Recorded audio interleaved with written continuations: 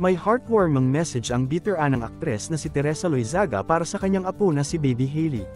Si Hailey ay anak ni Diego Loizaga sa partner nitong si Alexis Suapenco.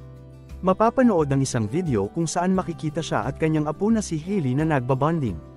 Sa caption ng video, naglagay ng isang nakakaantig na mensahe si Teresa para sa kanyang apo.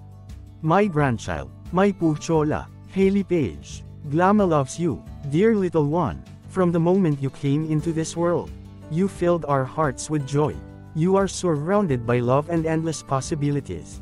Always be true to yourself and know that you are loved. Your family is here to guide and support you. Shine brightly, little star, and spread your warmth wherever you go. With all my love, Glama, Heart. Kamakailan lang ay nag-celebrate sina Diego at Alexis ng binyag at unang kaarawan ng kanilang anak, kung saan buo ang pamilya ni Diego.